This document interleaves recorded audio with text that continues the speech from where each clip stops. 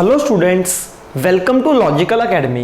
बच्चों, आज है हमारी video number 27 and video number 27 के अंदर हमारा एक चैप्टर है जो बहुत ज़्यादा इंपॉर्टेंट चैप्टर है जिसका नाम है जर्नल। चैप्टर नंबर 8 है ये, इसको हम कंटिन्यू करने वाले हैं। लास्ट क्लास में हमने जर्नल शुरू किया था, आज जर्नल की हमारी सेकंड क्लास है। मैं उम्मीद करता हूं हमने जो लास्ट क्लास की थी आप सबने वो बहुत अच्छे से देखी और सब कुछ आपको समझ भी आया। तो बच्चे, अपनी जो ये क्लास है जर्नल की, ये बहुत ही इजी क्लास होने वाली है और जो ये चैप्टर है ये चैप्टर भी बहुत ज्यादा इजी होने वाला है। फटाफट 1 मिनट लगा के आपको कुछ रूल दिए थे याद करने के लिए। मुझे बताओ, एसेट का बैलेंस क्या होता है? Sir, asset has debit balance. किसी भी एसेट का बैलेंस डेबिट होता है। Very good. अगर एसेट को इंक्रीज करना है तो डेबिट कर दो, एसेट को अगर डिक्रीज करना है तो क्रेडिट कर दो। लायबिलिटी का बैलेंस क्या होता है? सर, लायबिलिटी का बैलेंस क्रेडिट होता है। अगर लायबिलिटी को बढ़ाना है तो क्रेडिट कर दो, अगर लायबिलिटी को कम करना है तो डेबिट कर दो।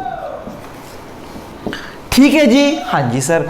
उसके बाद एक्सपेंसेस का बैलेंस बताओ क्या होता है? एक्सपेंसेस का बैलेंस भी डेबिट होता है। एक्सपेंस बढ़ेंगे तो डेबिट, एक्सपेंस अगर कम होगा तो क्रेडिट। लास्ट, इनकम का बैलेंस बच्चों। सर, इनकम का भी क्रेडिट बैलेंस होता है। Very good. इनकम बढ़ी तो क्रेडिट, इनकम कम हुई तो डेबिट। ये बच्चे आपके रूल्स हैं जिसके बेस पर जर्नल एंट्री चलने वाली है। फटाफट इनको याद करो, फिर हम अपनी क्लास शुरू करते हैं जल्दी से।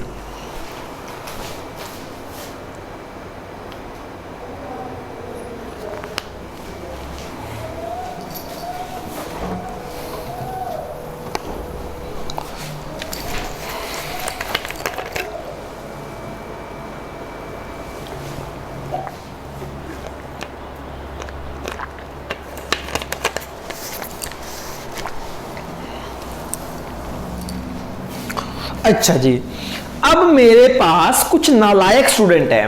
वो स्टूडेंट बोलते हैं कि सर, आप कब से यही टॉपिक कराई जाते हो, फिर भी आप गलतियां करोगे। मैं आपको बार बार वॉर्न कर रहा हूं, फिर भी आप गलती करोगे इतना पढ़ाने के बाद भी।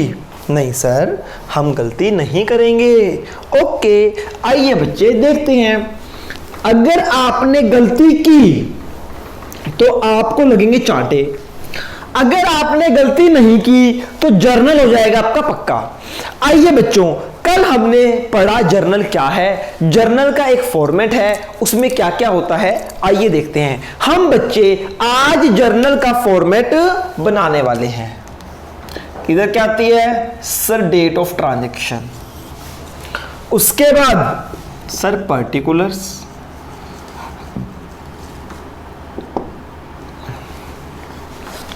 उसके बाद जी लेजर फोलियो, उसके बाद अमाउंट, डेबिट,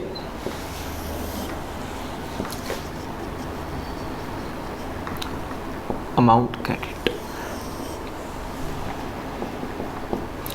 सच है तेरी आरती पूजा। हाँ जी, फटाफट इस फॉर्मेट को आप बना लो, फिर हम आज इसका क्वेश्चन करने लगे हैं जल्दी से। Date, particulars, ledger folio, amount and amount. एक अमाउंट आएगा डेबिट में, सेकंड अमाउंट आएगा आपका क्रेडिट में। बच्चों, आपको मैं कुछ एग्जाम्पल कराने वाला हूं, आप सबको देखना है और मुझे बताना है।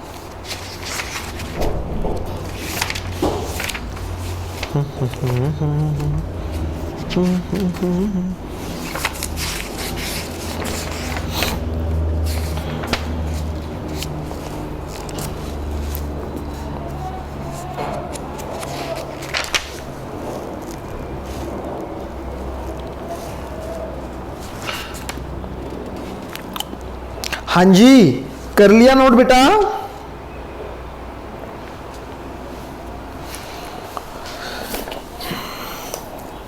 ओके जी बच्चे, एक ट्रांजैक्शन करते हैं, आइए देखते हैं फटाफट। एक ट्रांजैक्शन है, मैं यहां लिख रहा हूं ट्रांजैक्शन। आप सबने ट्रांजैक्शन अलग पेज पे नोट करनी है और सॉल्यूशन अलग पेज पे नोट करना है। जो ये फॉर्मेट है, ये है सॉल्यूशन। एक पेज पे आपको ट्रांजैक्शन करनी है। मैं तो सिंगल ट्रांजैक्शंस करने वाला हूं।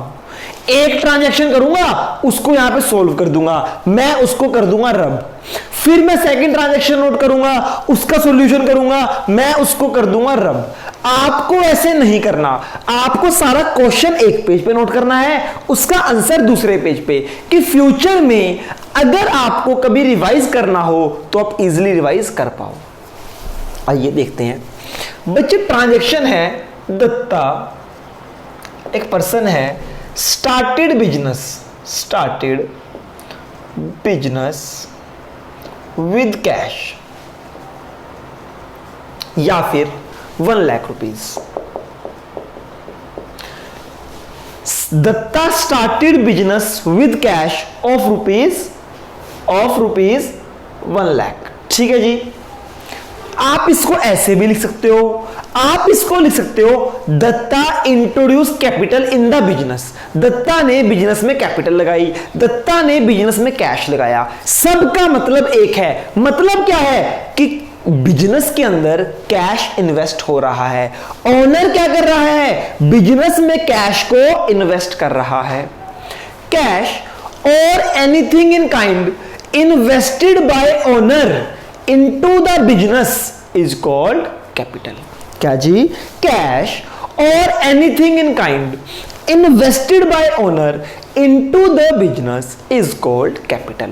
तो बच्चे, यानी कि ये कैपिटल इंट्रोड्यूस हुई है। हाँ जी सर, ये बात हमें समझ आती है। ओके, तो बच्चों मुझे बताओ इसके दो इफेक्ट क्या होंगे जब हम कैश बिजनेस में इंट्रोड्यूस करेंगे।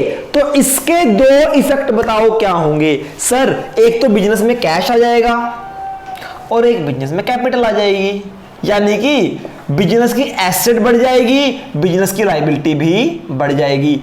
एसेट बढ़ती है तो डेबिट, लायबिलिटी बढ़ती है तो क्रेडिट। हाँ है ना?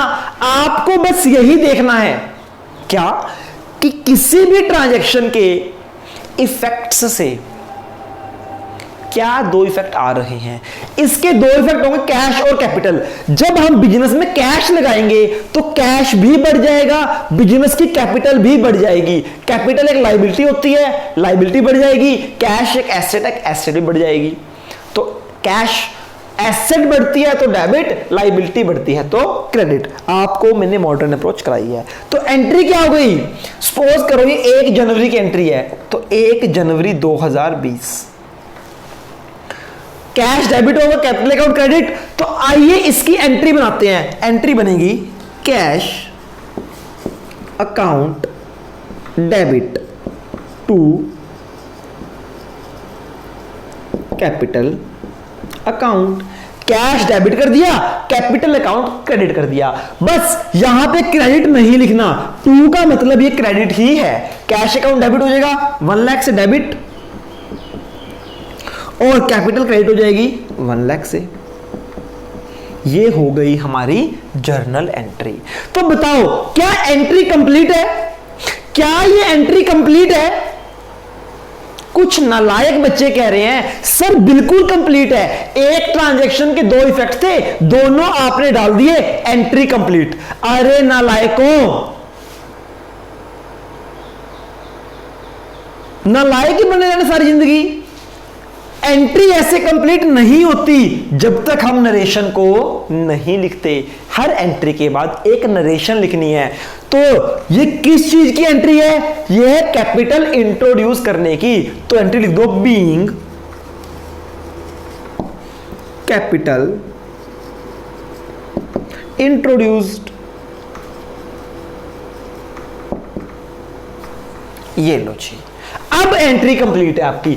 इसको बोलते हैं नरेशन। क्या बोलते हैं जिसको? इसको बोलते हैं नरेशन।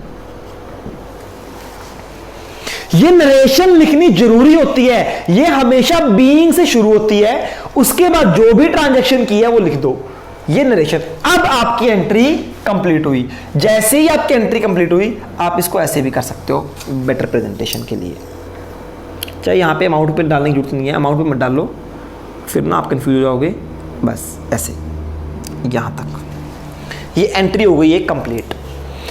उम्मीद करता हूं एंट्री आपको समझ आई होगी। सिर्फ एंट्री करनी काफी नहीं है बच्चे, ये जो नरेशन है ना, ये नरेशन भी इक्वली इंपॉर्टेंट है, because accounts must be self explanatory.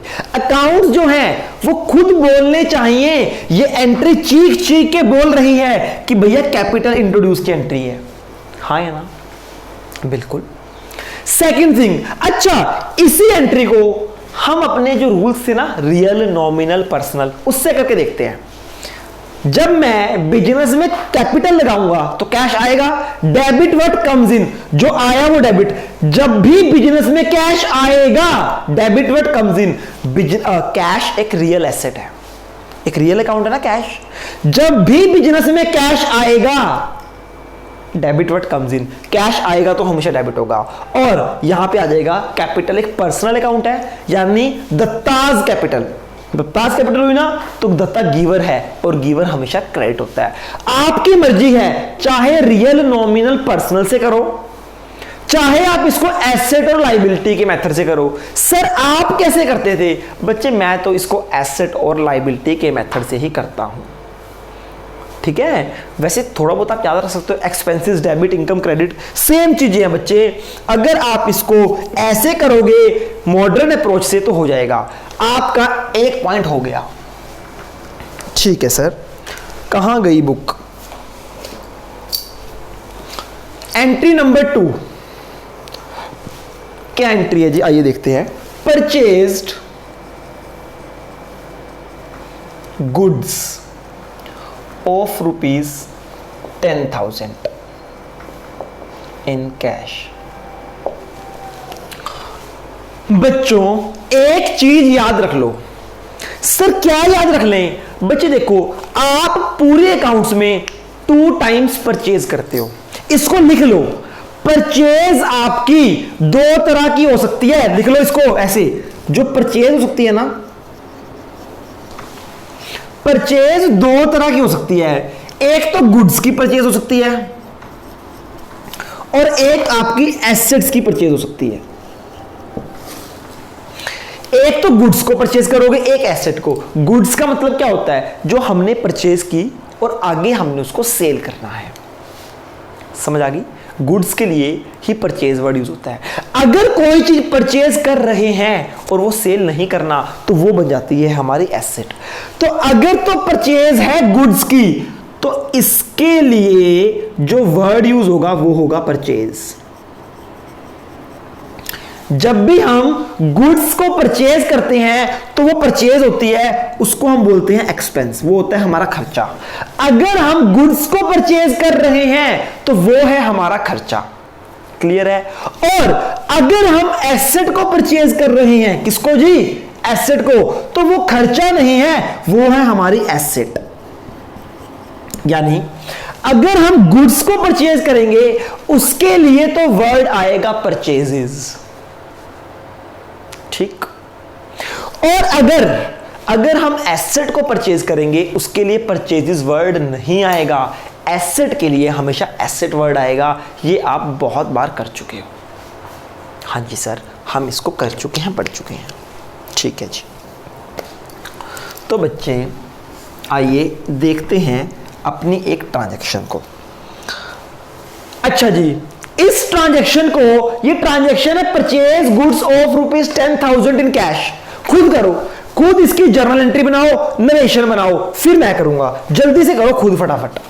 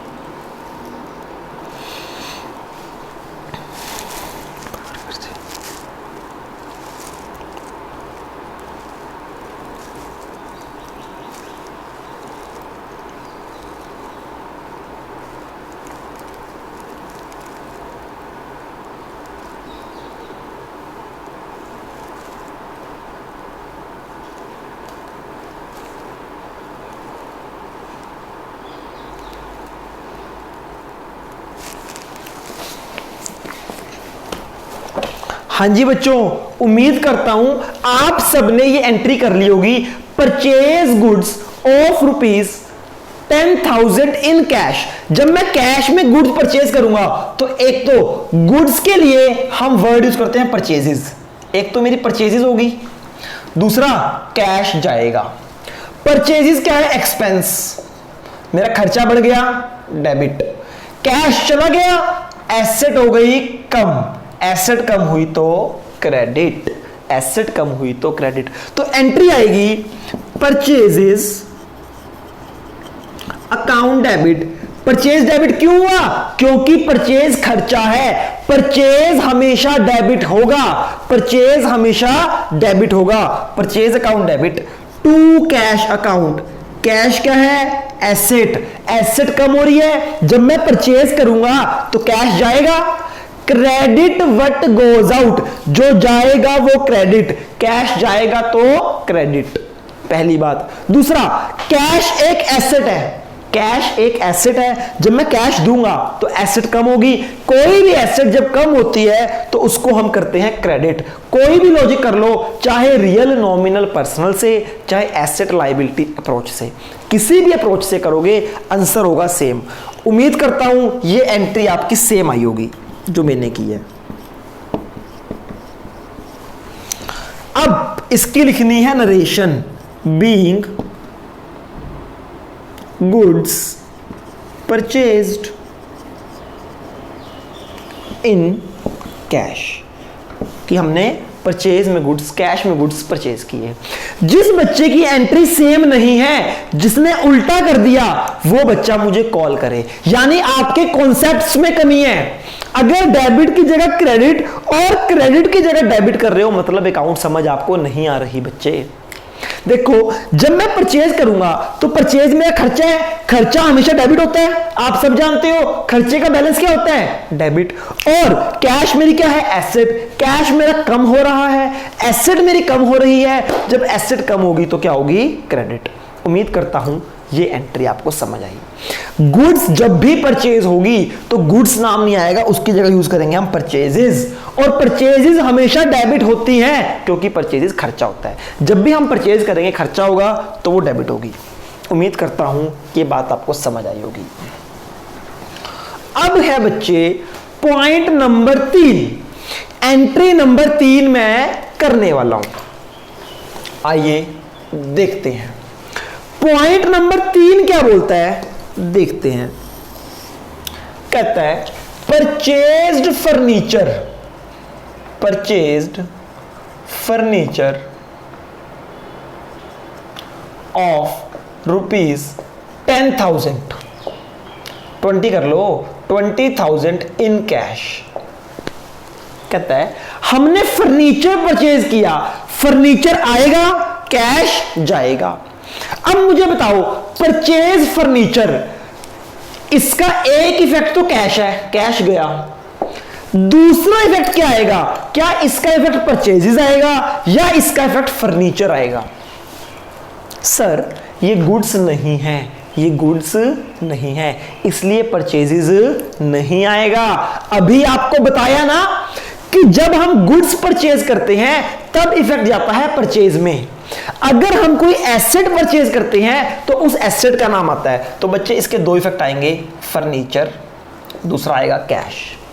Furniture एक एसेट है, जब मैं फर्नीचर परचेज करूंगा तो ये एसेट बढ़ जाएगी, एसेट बढ़ती है तो डेबिट। जब मैं फर्नीचर परचेज करूंगा कैश मेरा कम हो जाएगा, ये वाली एसेट मेरी कम हो जाएगी। एसेट जब कम होती है तो करते हैं हम क्रेडिट, यानी फर्नीचर को डेबिट करना है, कैश को क्रेडिट। तो एंट्री बनेगी furniture account debit to cash account. Very good, 20,000 rupees. Sir narration, हाँ जी बेटा बिल्कुल। बीइंग फर्नीचर परचेज्ड, ये हो गई बच्चे आपकी एंट्री। उम्मीद करता हूं तीनों जर्नल एंट्रीज आपको समझ आई हैं। फटाफट इसको नोट कीजिए जल्दी से, जल्दी से इसको नोट कीजिए, फिर आज हम अपना बहुत इंपॉर्टेंट टॉपिक करने वाले हैं। जल्दी से फटाफट इसको नोट कीजिए।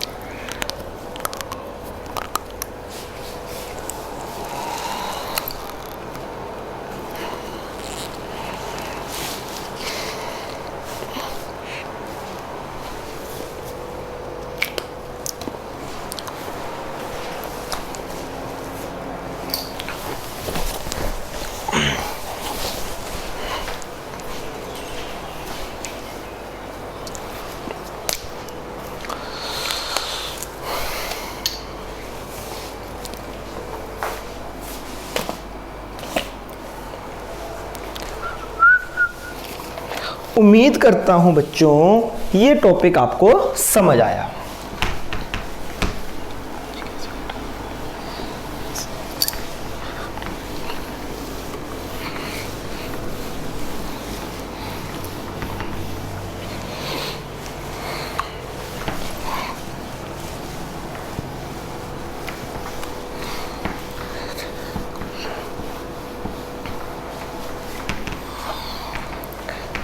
चलो जी, अब बच्चे आइए बच्चों, अब एक टॉपिक है जिसका नाम है एक्सपेंडिचर।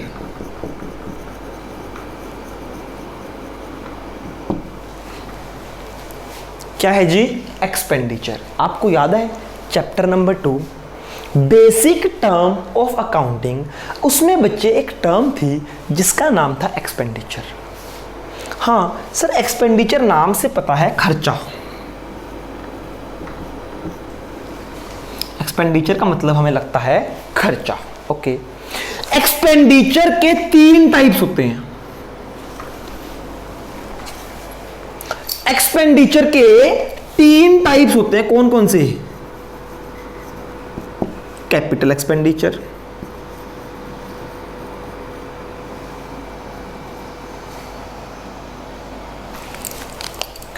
ओहो,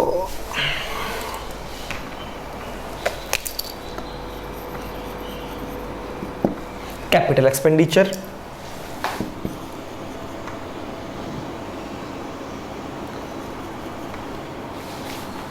रेवेन्यू एक्सपेंडिचर,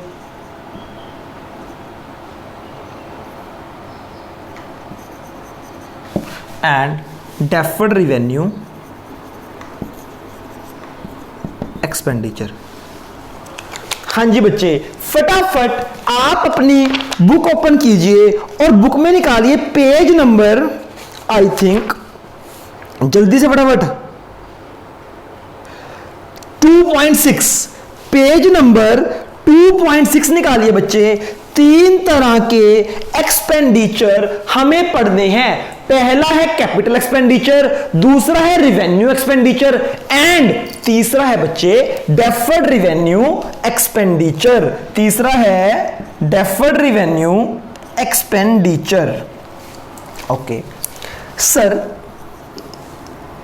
ये इंपॉर्टेंट है? हाँ जी बच्चे, ये इंपॉर्टेंट है। सर ये इंपॉर्टेंट है? हाँ जी ये भी इंपॉर्टेंट है। और सर ये भी बच्चे इंपॉर्टेंट है। अच्छा जी, किसी बच्चे को पता है कैपिटल एक्सपेंडिचर क्या होता है, रिवेन्यू एक्सपेंडिचर क्या होता है, और डेफर्ड रिवेन्यू एक्सपेंडिचर क्या होता है? बच्चे ये मोस्ट इंपॉर्टेंट कॉन्सेप्ट है। आपको उस टाइम मैंने नहीं बताया था। क्यों? क्योंकि बच्चे आपको तब ये बात समझ नहीं आ सकती थी। अब देखिए, आपने जर्नल शुरू किया, मैंने आपको बोला था कि जब हम चैप्टर नंबर 8 करेंगे जिसका नाम है जर्नल, तब आपको ये टर्म फुल फ्लेज समझ आने वाली है। तो बच्चे एक एक करके हम सीखते जाएंगे टर्म्स को, ठीक है? सबसे पहले बच्चे हम सीखेंगे रिवेन्यू एक्सपेंडिचर क्या होता है। Revenue expenditure. सबसे पहले हम ये सीखेंगे। ओके बच्चे, रिवेन्यू एक्सपेंडिचर होता है छोटे मोटे खर्चे। क्या होता है? छोटे मोटे खर्चे। छोटे मोटे खर्चे, या आप कह सकते हो डेली रूटीन के खर्चे, डेली रूटीन एक्सपेंसेस। जो हम छोटे मोटे खर्चे करते हैं ना, डेली रूटीन के खर्चे करते हैं, that is revenue expenditure. Sir कोई एग्जांपल दो। ओके एग्जांपल देते हैं। एक तो बच्चे आप इसको बोल सकते हो छोटे मोटे खर्चे, डेली रूटीन में होने वाले खर्चे हैं ये। एंड सबसे इंपॉर्टेंट पॉइंट, इनका जो बेनिफिट होता है क्या होता है?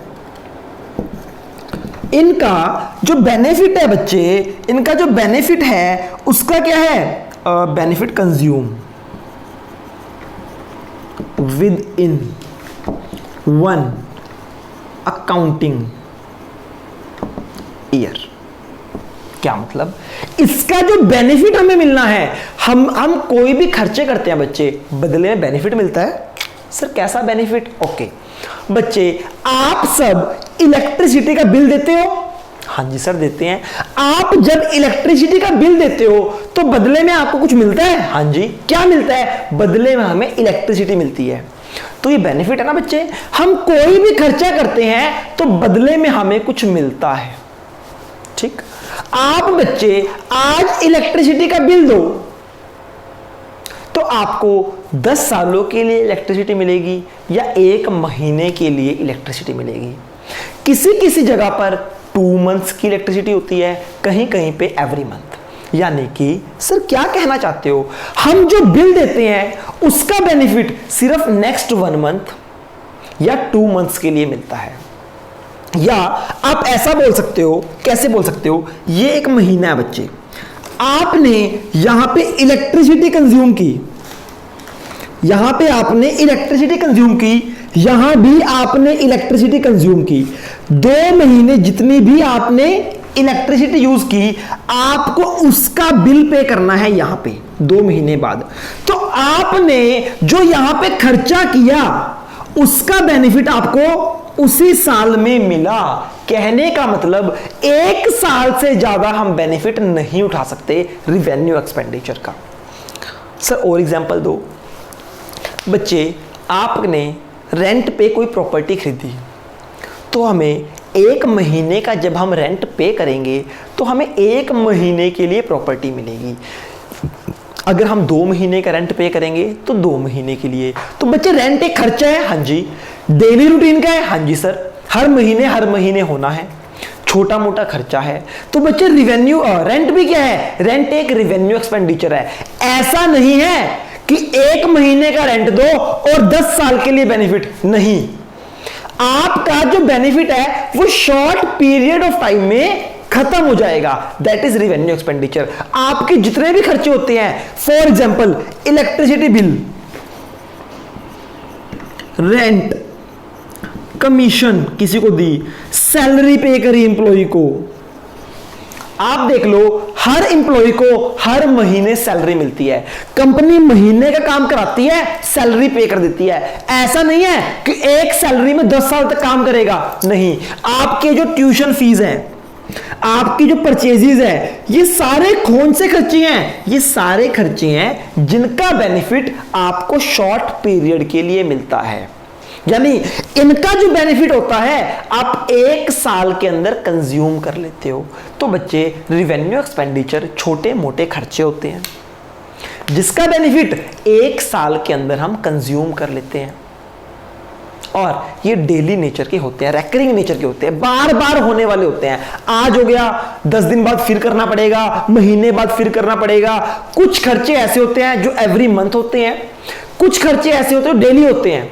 जैसे रॉ मटेरियल परचेज करना डेली का खर्चा है, डेली रॉ मटेरियल परचेज करोगे, फिर उसको आगे प्रोडक्शन करोगे।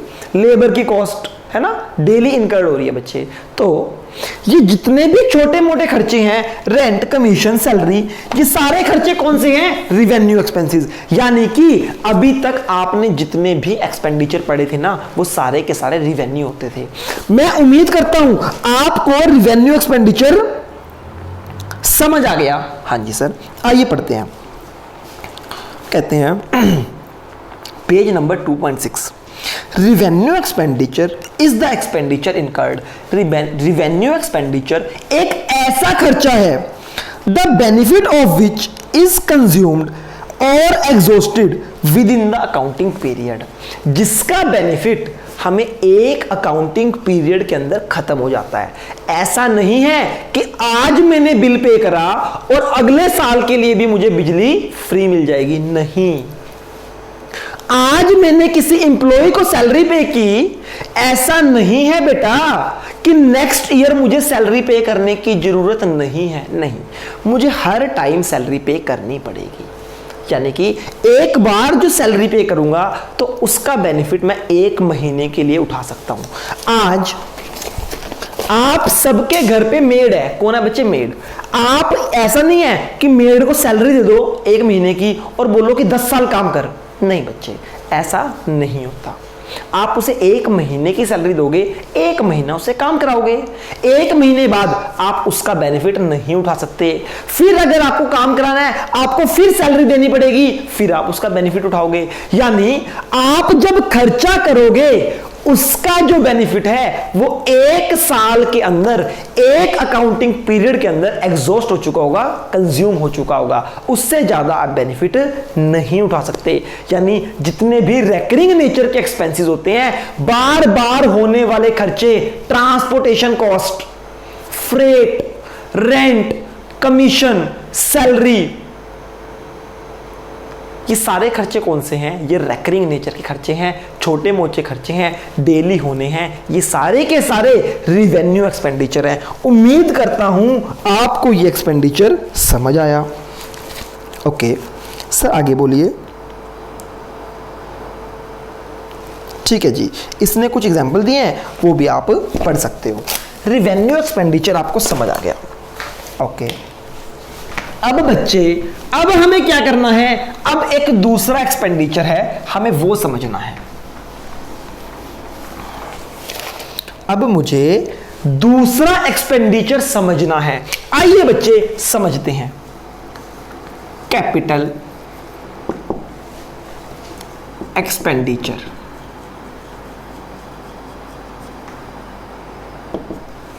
Capital expenditure.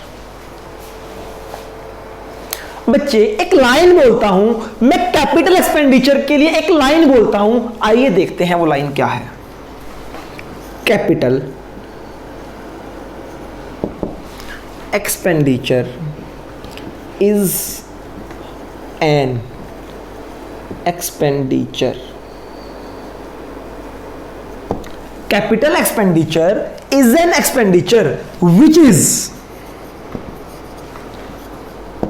not an expenditure।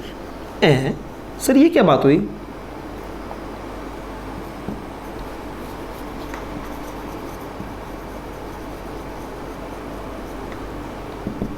Sir ये क्या बात हुई? Capital expenditure is an expenditure which is not an expenditure. Sir मतलब बता तो रहा हूं, कैपिटल एक्सपेंडिचर एक ऐसा खर्चा है जो एक्चुअली में खर्चा ही नहीं है। सर खर्चा है या खर्चा नहीं है, क्या कहना चाहते हो? मैं फिर रिपीट कर रहा हूं, कैपिटल एक्सपेंडिचर एक ऐसा खर्चा है जो एक्चुअली में खर्चा ही नहीं है। बच्चे कंफ्यूज हो गए। अब बच्चों को समझ नहीं आ रहा कि सर कैपिटल एक्सपेंडिचर खर्चा है या खर्चा नहीं है। सर आपने ये लाइन गलत लिखी है। सर आप जो ये लाइन कह रहे हो ये बिल्कुल गलत है, इसकी कोई सेंस नहीं है। Sir capital expenditure is an expenditure which is not an expenditure, क्या मतलब? ओ माय गॉड्स, क्या मतलब? आइए देखते हैं। बच्चे मुझे बताओ कि खर्चा क्या होता है? क्या होता है खर्चा? सर खर्चा हर वो चीज है जब मेरी पॉकेट से पैसे जा रहे हैं तो मेरा खर्चा है कि मेरा खर्चा हो गया। बिल्कुल ठीक है। जैसे आपने बिजली का बिल पे किया, पॉकेट से पैसे गए, खर्चा। आपने सैलरी पे करी, खर्चा। रेंट पे किया, खर्चा। कमीशन पे की, खर्चा। इंटरेस्ट पे किया, खर्चा। ये सारे क्या हैं? खर्चे। बिल्कुल ठीक है। ये सारे के सारे रिवेन्यू खर्चे थे। क्यों? रिवेन्यू खर्चे वो होते हैं जो छोटे मोटे खर्चे होते हैं, रेकरिंग नेचर के होते हैं, बार बार होने वाले खर्चे होते हैं, और जिनका बेनिफिट 1 साल के अंदर लिया जा सकता है। बच्चे नोट कर लेना, बाद में कंफ्यूज हो जाओगे कि रिवेन्यू क्या था और कैपिटल। रिवेन्यू की मेन 3 बातें, चाहे हिंदी में नोट करो, चाहे इंग्लिश में नोट करो, चाहे इंग्लिश में नोट करो, आपकी प्रॉब्लम है वो। रिवेन्यू की पहली पहचान, सर रिवेन्यू खर्चा छोटे मोटे खर्चे, ठीक। सर रेकरिंग नेचर के खर्चे, बार बार होने वाले खर्चे, एंड लास्ट जिनका बेनिफिट 1 साल के अंदर कंज्यूम हो जाए, वो रिवेन्यू। क्लियर? रिवेन्यू में कोई प्रॉब्लम नहीं है आपको, मेरे को पता है। सर कैपिटल एक्सपेंडिचर क्या है? कैपिटल एक्सपेंडिचर एक ऐसा एक्सपेंडिचर है जो एक्सपेंडिचर ही नहीं है। ओके, आइए बच्चे, अभी बात करता हूं, आपको समझ आएगा। देखो बच्चे, कुछ भी रटने की जरूरत नहीं है, हर चीज समझ आएगी। अगर रिवेन्यू एक्सपेंडिचर छोटे मोटे खर्चे हैं तो कैपिटल एक्सपेंडिचर कौन से खर्चे होंगे? बड़े बड़े खर्चे। समझ आ गई ना? रिवेन्यू अगर छोटे छोटे हैं तो बड़े बड़े खर्चे, कैपिटल एक्सपेंडिचर। पहली बात। दूसरी बात, रिवेन्यू एक्सपेंडिचर रेकरिंग नेचर के होते हैं। रेकरिंग मतलब बार बार होने वाले खर्चे। पेट्रोल डलवाया, ये एक रिवेन्यू एक्सपेंडिचर है, छोटा मोटा खर्चा है, बार बार होने वाला है। और एक बार पेट्रोल डलवा लिया तो भैया 1 साल के अंदर उसका बेनिफिट आपको कंज्यूम करना पड़ेगा। सर हम बाइक चलाएंगे ही नहीं, ऐसा होता है बेटा? प्रैक्टिकली सोचो, आपने आज कार में पेट्रोल डलवाया, 1 साल बाद, ऐसा नहीं है कि 1 साल बाद उसको यूज करोगे, ऐसा नहीं है। आप उसको बच्चे तुरंत यूज करते हो। तो पेट्रोल भी क्या है? Revenue expenditure. क्यों? क्योंकि छोटा मोटा खर्चा है, बार बार होने वाला है, और 1 साल के अंदर बेनिफिट कंज्यूम।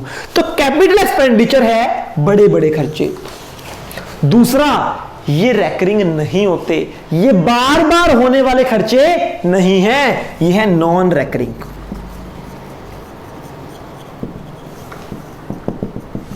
ये है नॉन रेकरिंग एक्सपेंस। बिल्कुल ठीक है। एंड तीसरा, इसका जो बेनिफिट है,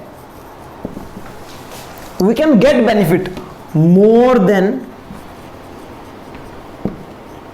1 अकाउंटिंग ईयर।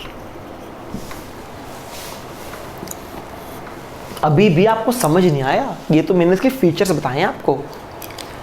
कैपिटल एक्सपेंडिचर क्या है? बड़े बड़े खर्चे कंपनी के।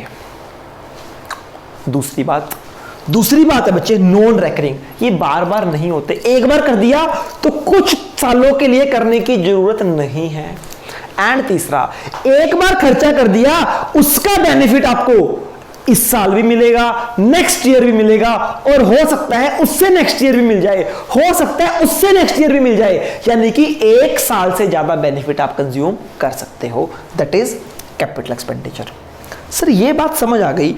अभी भी ये बात हमें समझ नहीं आ रही कि capital expenditure is an expenditure which is not an expenditure. ये बात हमें समझ नहीं आ रही। आइए बच्चे इस बात को क्लियर करते हैं, अभी आपको समझ आएगा।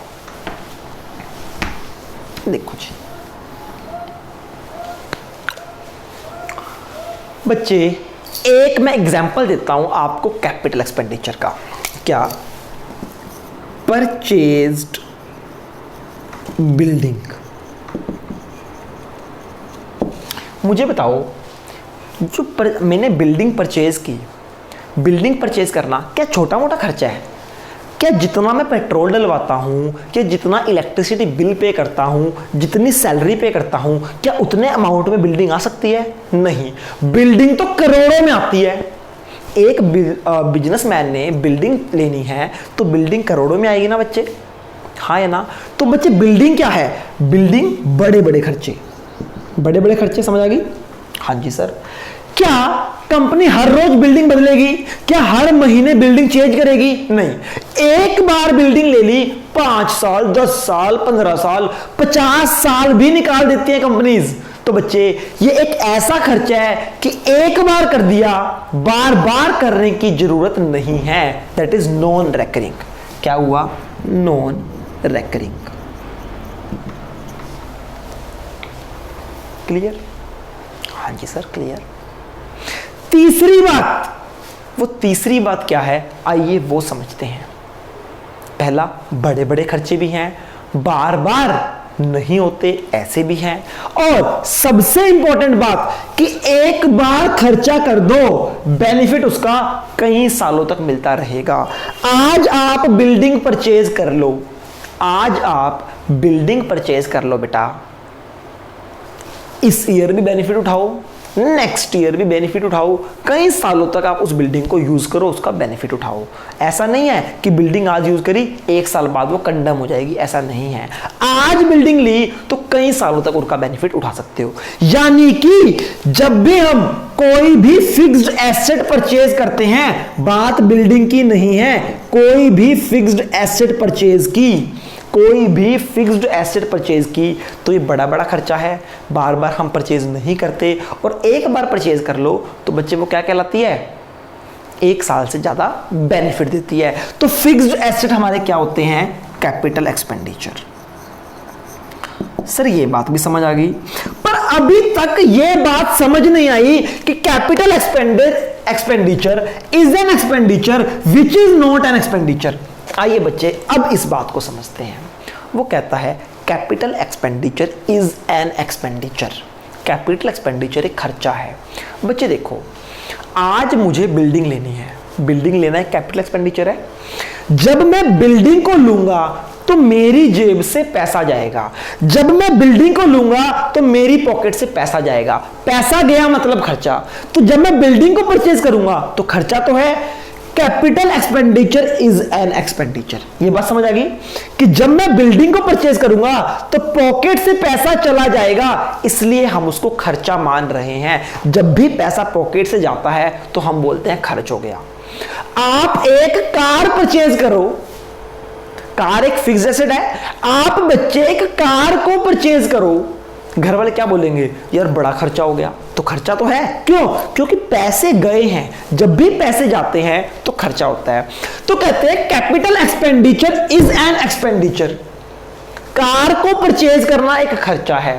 आगे बोलता है which is not an expenditure. Sir अब इस लाइन का मतलब बताओ। बच्चे देखो, आप एक बात ध्यान से समझो। मैंने बिल्डिंग परचेज की, ठीक है, पैसे चले गए, पैसे तो चले गए, पर बदले में क्या आया? बदले में मेरी एसेट क्रिएट हो गई, बदले में मेरी एसेट क्रिएट हो गई। मैंने बच्चे आज 10 लाख रुपए की लैंड ली, जब पैसे गए तब मुझे लगा यार खर्चा हो गया, पर जैसे ही मेरे पास लैंड आ गई तो मैंने बोला यार ये खर्चा थोड़ी, ये तो इन्वेस्टमेंट है, ये कोई खर्चा नहीं है, ये तो एक इन्वेस्टमेंट की है मैंने। तो बच्चे इसलिए कहा जाता है capital expenditure is an expenditure. पैसे जब जेब से जाते हैं तो हमें लगता है खर्चा है, पर जब बदले में एसेट मिलती है ना बच्चे हमें, तो हमारा नजरिया चेंज हो जाता है। हम उसको एज एन एक्सपेंडिचर ट्रीट नहीं करते। फॉर एग्जाम्पल देखो बच्चे, अब दो बातें थी, एक थी परचेज गुड्स और एक था परचेज्ड फिक्स्ड एसेट। देखो जब भी आप गुड्स को परचेज करते हो, आप इसके लिए वर्ड यूज करते हो परचेजेस, और आप बोलते हो परचेजेस एक खर्चा है। पर जब हम कोई फिक्स्ड एसेट परचेज करते हैं तो हम इसको परचेज ट्रीट नहीं करते ना, हम इसको ट्रीट करते हैं एसेट। हम बोलते हैं बिल्डिंग लैंड जो भी आई है। फर्क देख रहे हो? एसेट को परचेज करने पे हम उसको कभी खर्चा ट्रीट नहीं करते, हम उसको फिक्स्ड एसेट ट्रीट करते हैं। और जब भी हम परचेज गुड्स करते हैं, ये बार बार होने वाला खर्चा है, रेकरिंग नेचर का है, इसलिए इसको खर्चा माना जाता है। इसलिए हम जब भी गुड्स परचेज करते हैं तो उसके लिए वर्ड यूज करते हैं परचेज। परचेज एक एक्सपेंस है। पर जब भी मैं कैपिटल एक्सपेंडिचर करूंगा, यानी जब भी मैं कोई फिक्स्ड एसेट परचेज करूंगा, तो उसको मैं कभी भी खर्चा ट्रीट नहीं करूंगा।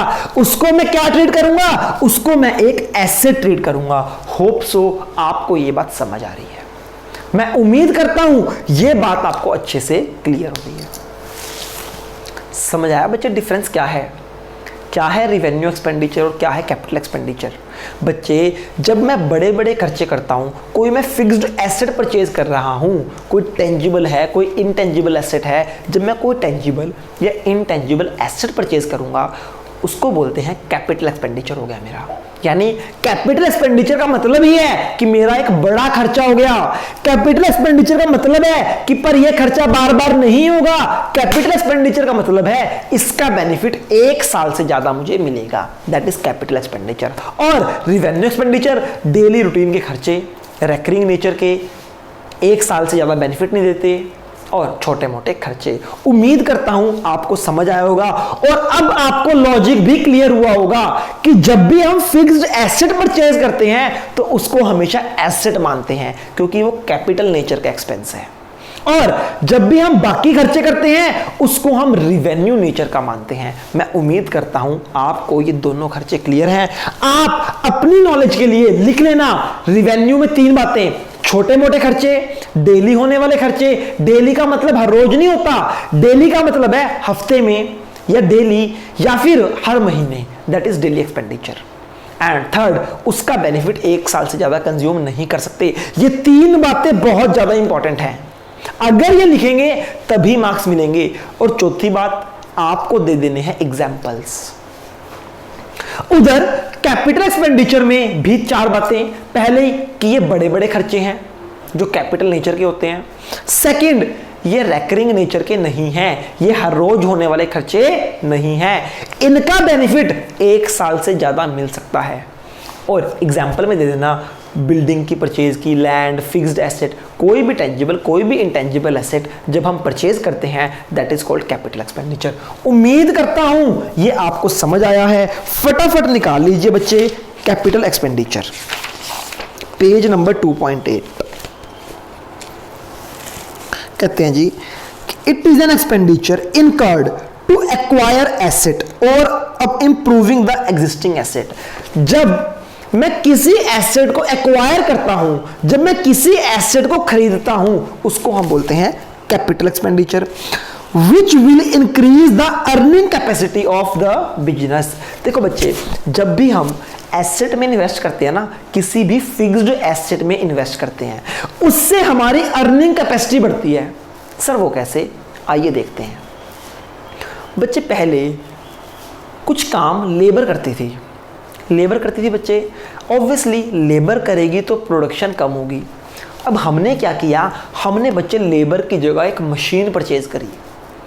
मशीन एक फिक्स्ड एसेट है, यानी हमने मशीन परचेज करी, यानी हमने कैपिटल एक्सपेंडिचर कर दिया। मशीन आ गई। अब मुझे बताओ, जो मशीन की प्रोडक्शन होगी और उस लेबर की प्रोडक्शन होगी, क्या दोनों प्रोडक्शन सेम होगी? नहीं सर, दोनों की प्रोडक्शन अलग अलग होगी। जो मशीन की प्रोडक्शन है वो ऑब्वियसली ज्यादा होगी। मशीन से हमारी अर्निंग कैपेसिटी बढ़ेगी, प्रोडक्शन ज्यादा तो सेल ज्यादा, सेल ज्यादा तो अर्निंग कैपेसिटी ज्यादा। तो कहते हैं जब भी हम कैपिटल एक्सपेंडिचर करते हैं उससे अर्निंग कैपेसिटी भी बढ़ती है। पहला, कैपिटल एक्सपेंडिचर क्या होता है? जो एसेट को एक्वायर करने में किया जाता है। सेकंड, उससे बच्चे हमारी अर्निंग कैपेसिटी बढ़ती है। आगे पढ़ो। कहता चाहे it may be incurred to acquire tangible और इंटेंजिबल एसेट। कैपिटल एक्सपेंडिचर चाहे हम टेंजिबल एसेट परचेज करें या इंटेंजिबल, दोनों को ही कैपिटल एक्सपेंडिचर बोलते हैं। They are shown in the balance sheet of the entity. कोई भी एसेट आप परचेज करोगे तो कहां पर आएगी बच्चे? बैलेंस शीट में आती है। पता है ना, बैलेंस शीट के 2 column, liability and asset. Asset में सारी एसेट आएंगी, तो जितने भी कैपिटल एक्सपेंडिचर हैं वो एसेट में आते हैं, खर्चों में नहीं आते। इसलिए बोला capital expenditure is an expenditure which is not an expenditure. उम्मीद करता हूं ये पॉइंट आपको समझ आया। ठीक है जी, आज की क्लास खत्म। खत्म बेटा खत्म, बस एक पॉइंट पढ़ लो, उसके बाद आपकी एंजॉयमेंट। हाँ, अगर अभी तक कोई दिक्कत परेशानी प्रॉब्लम है तो आप मुझे कॉल कर सकते हो, डाउट ले सकते हो। पर बच्चे, रिवेन्यू एक्सपेंडिचर क्या होता है, कैपिटल एक्सपेंडिचर क्या होता है, ये बहुत ज़्यादा इंपॉर्टेंट टर्म्स हैं। उम्मीद करता हूं आपको ये समझ आ रही हैं। ओके, आइए बच्चे, अब हम बात करते हैं डेफर्ड रेवेन्यू एक्सपेंडिचर। तीसरा एक्सपेंडिचर है डेफर्ड रेवेन्यू एक्सपेंडिचर। बच्चे, ये कैपिटल एक्सपेंडिचर से मैच करेगा या रिवेन्यू एक्सपेंडिचर से? सर, ये रिवेन्यू एक्सपेंडिचर से मैच करेगा क्योंकि इसका नाम है डेफर्ड रिवेन्यू एक्सपेंडिचर। आइए देखते हैं बच्चे, हमने कोई खर्चा किया रिवेन्यू नेचर का। रिवेन्यू नेचर का मतलब हमने कोई खर्चा किया, बड़ा खर्चा किया, बड़े पैसे लगा दिए, पर बदले में कोई एसेट परचेज नहीं की। और खर्चा भी कर दिया बड़ी नेचर का, वो होता है डेफर्ड रिवेन्यू। सर मतलब समझ नहीं आया, क्या मतलब है डेफर्ड का? बच्चे, डेफर्ड का मतलब होता है फ्यूचर में एलोकेट करना, फ्यूचर में डिवाइड करना, फ्यूचर में बांटना। एक एग्जाम्पल करेंगे, आपको 1 मिनट के अंदर बात समझ आ जाएगी।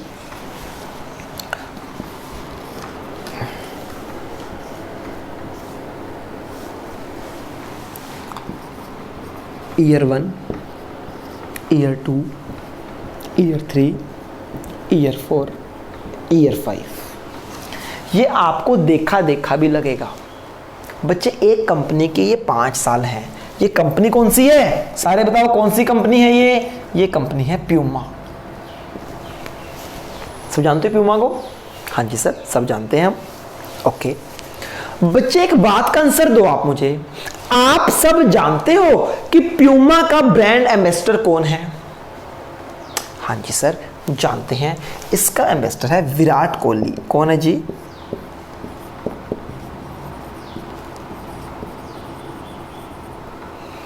बच्चे, ओनर की बात नहीं कर रहा, ओनर नहीं है ये कौन है? Brand ambassador.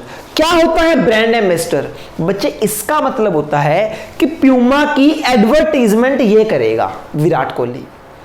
प्यूमा की एडवर्टाइजमेंट कौन करेगा? विराट कोहली करेगा। जैसे मान्यवर की कौन करता है? विराट कोहली एंड अनुष्का शर्मा।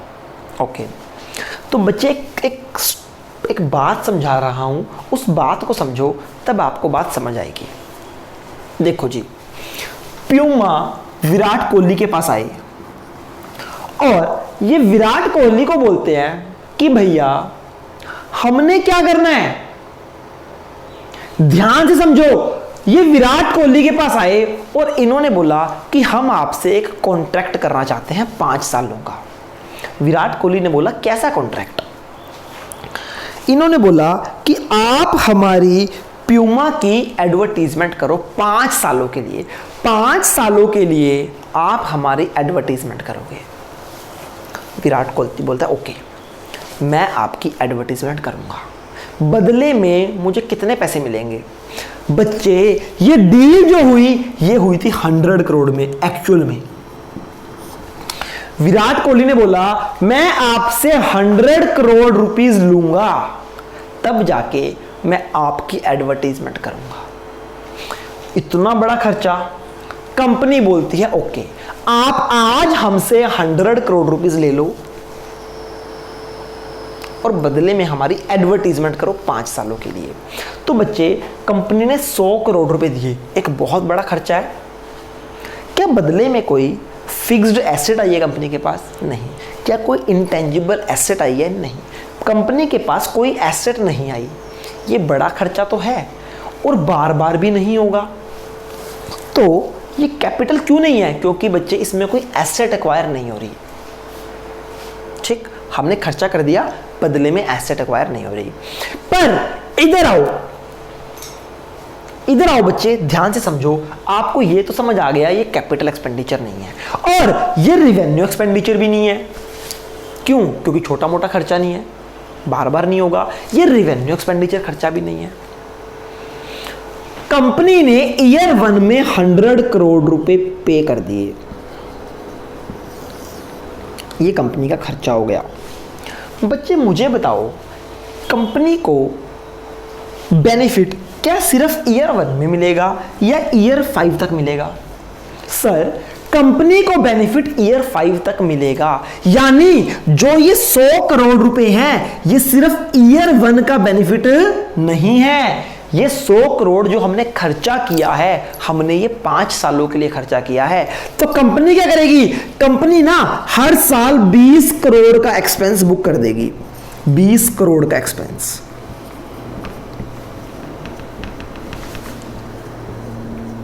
देखो जी, कंपनी के पास 2 चॉइसेस थी। पहली चॉइस थी सारा का सारा खर्चा ईयर 1 में बुक कर देती जब पे किया था। बच्चे आप सब एक कॉन्सेप्ट पढ़ चुके हो, मैचिंग कॉन्सेप्ट, याद है?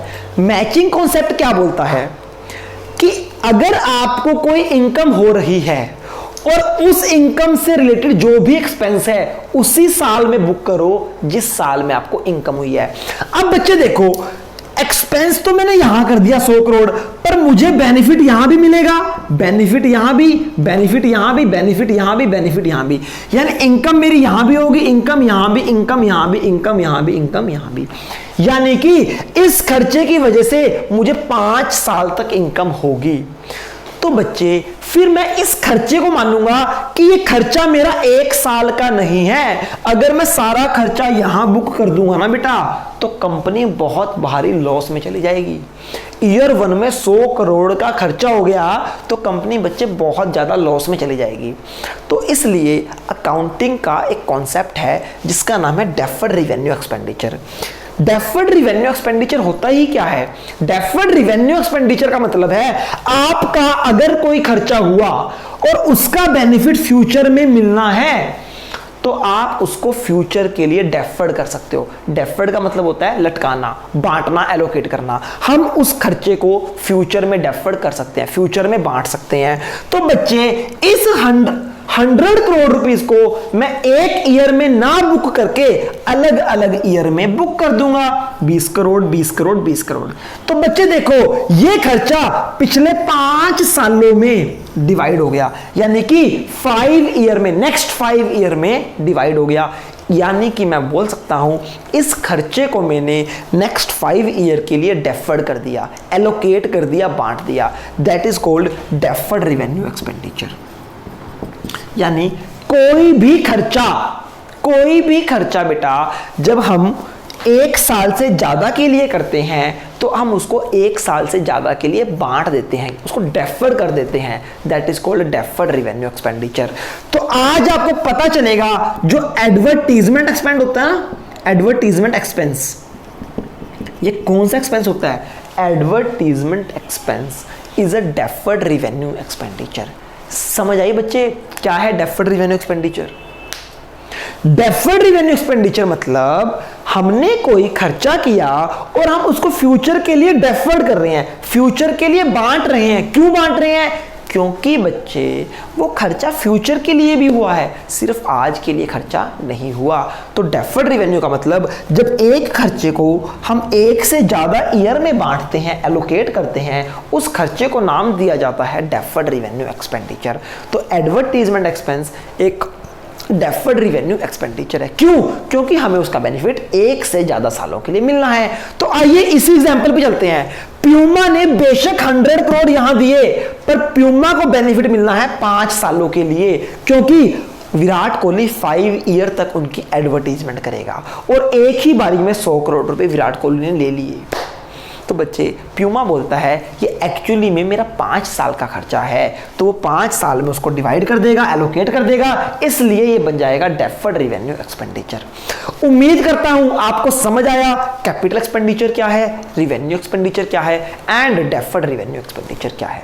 फटाफट रिवाइज करते हैं। सबसे पहले रिवेन्यू एक्सपेंडिचर। रिवेन्यू एक्सपेंडिचर छोटे मोटे खर्चे, रेकरिंग नेचर, बार बार होने वाले खर्चे जिसका बेनिफिट 1 साल तक मैक्सिमम मिले, that is revenue expenditure. Salary, commission, rent, cartage, freight, transportation cost, commission, ये सब क्या है? पेट्रोल एक्सपेंसेस, ट्रैवलिंग एक्सपेंसेस, ये सब क्या है? That is revenue expenditure. अब बात करते हैं कैपिटल एक्सपेंडिचर। कैपिटल एक्सपेंडिचर होता है हम कोई भी फिक्स्ड एसेट जब परचेज करते हैं उसको बोलते हैं कैपिटल एक्सपेंडिचर। इसलिए ये कोई खर्चा नहीं माना जाता, ये एक इन्वेस्टमेंट मानी जाती है। इसका बेनिफिट 1 साल से ज़्यादा के लिए मिलता है। ये बड़े बड़े खर्चे होते हैं, रैकरिंग नेचर के नहीं होते, ये डेली होने वाले खर्चे नहीं हैं। Last, deferred revenue expenditure. जब हम कोई बड़ा खर्चा कर देते हैं और बदले में कोई एसेट भी नहीं आती और उस खर्चे को 1 साल से ज़्यादा के लिए डिवाइड करना जरूरी हो जाता है। क्यों? अगर 1 साल में करेंगे तो इस साल में बहुत ज़्यादा लॉस आ जाएगा। 1 साल से ज़्यादा हम उसको डिवाइड कर देते हैं, डेफर्ड कर देते हैं, that is called deferred revenue expenditure. इसका एग्जांपल है एडवर्टीजमेंट एक्सपेंस। बच्चे, एक्सपेंडिचर का टॉपिक खत्म हुआ, आपका जर्नल ही चल रहा है, बेसिक टर्म ऑफ अकाउंटिंग नहीं चल रहा, पर जर्नल के अंदर ही मैं बेसिक टर्म ऑफ अकाउंटिंग का ये वाला पॉइंट कराता हूँ। अब आपको मेरी जो 2 एंट्रीज कराई थी उसमें डिफरेंस भी समझ आया कि जब हमने गुड्स परचेज की, गुड्स परचेज करना एक रिवेन्यू एक्सपेंडिचर है और एसेट को परचेज करना एक कैपिटल एक्सपेंडिचर है। इसलिए जब हम गुड्स को परचेज करते हैं उसको हम खर्चा ही मानते हैं, इसलिए परचेजेस में रिकॉर्ड करते हैं। पर जब हम किसी एसेट को परचेज करते हैं वो एक्चुअली में खर्चा नहीं होता, वो एक एसेट होती है, एक इन्वेस्टमेंट होती है, इसलिए हम उसको एज अ एसेट ट्रीट करते हैं। आज की क्लास के लिए इतना ही, जितना कराया बस इतना ही होमवर्क है, कोई क्वेश्चन नहीं है। नेक्स्ट क्लास में क्वेश्चंस कराऊंगा, उसके बाद आपका होमवर्क आना शुरू होगा। तब तक के लिए take care, goodbye, next class में मिलेंगे।